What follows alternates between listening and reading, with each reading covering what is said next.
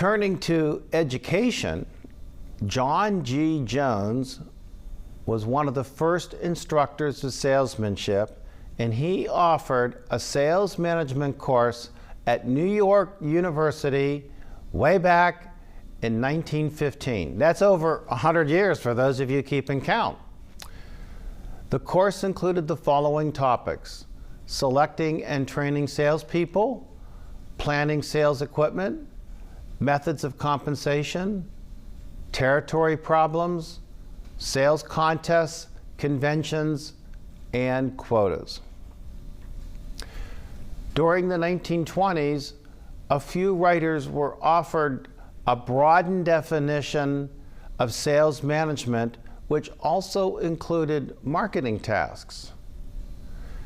In 1920, J. George Frederick proclaimed in his book, Modern Sales Management, a new era for the field of sales management and an era of development, respectability, and newfound professionalism. Frederick saw the sales manager as a major player within the total marketing function, which, in turn, encompassed an entire enterprise. He portrayed the sales manager as a top-level executive contributing to policy and responsible for its implementation through the sales force. Frederick's sales manager was concerned with product quality and new product development as determined by the needs of the market. It was the sales manager's job, he wrote, to synchronize the standardization needs of production with the market demand for varied product lines. Sales management had begun to evolve from a narrow supervisory role of the pre-1920 era to a broader one that embraced the marketing concept. And this probably began the debate that continues today over the symbiotic relationship between marketing and sales. One of the tools used in sales management is psychological tests.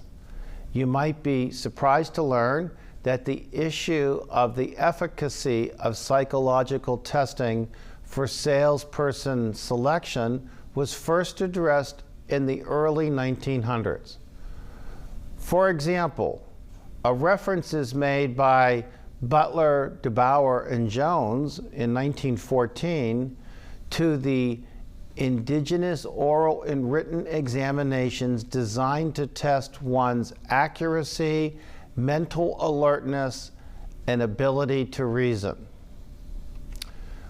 Walter Dill Scott, a psychology professor at Northwestern University, became the director of the Bureau of Salesmanship at Carnegie Tech in 1916 and was given numerous grants by numerous large organizations to develop improved methods of salesperson selection. On the first World Salesmanship Congress in 1916, Scott performed mental alertness tests on young salesmen to predict which ones would most likely succeed. Interestingly, the discussion of salesperson selection during the 20s and 30s reveals a rejection of the earlier view of the salesperson as an entity apart from the firm. Poor performance was seen as a negative to both the salesperson and the firm. It became clear that customers were assets and selling skills were recognized as valuable. Another sales management focus is compensation, and one of the earlier pioneers was Harry Toesdell. He published a book on sales management in 1925. Toesdell wrote about compensation planning.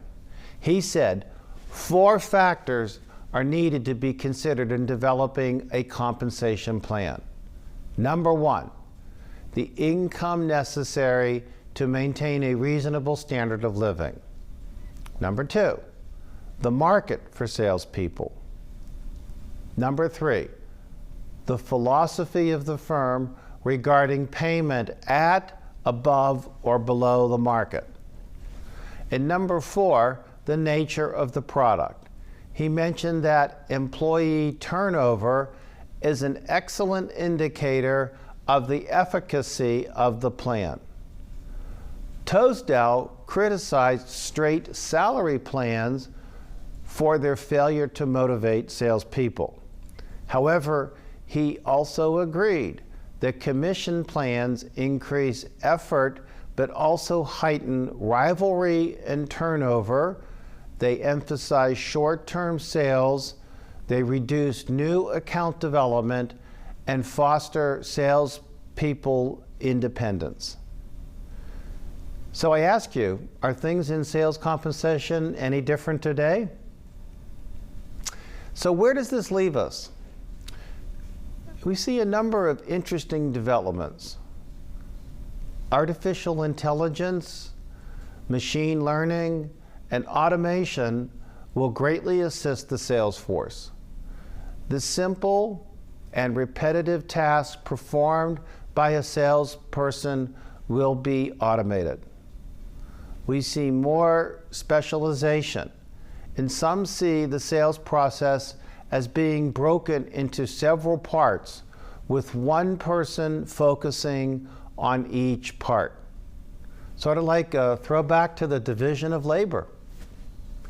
Lead generators and marketers will produce leads. Project managers will do research and pre-sale activities. Account executives will conduct discovery work, presentations, and deal closures. And account managers will implement what's been sold, all while providing customer service.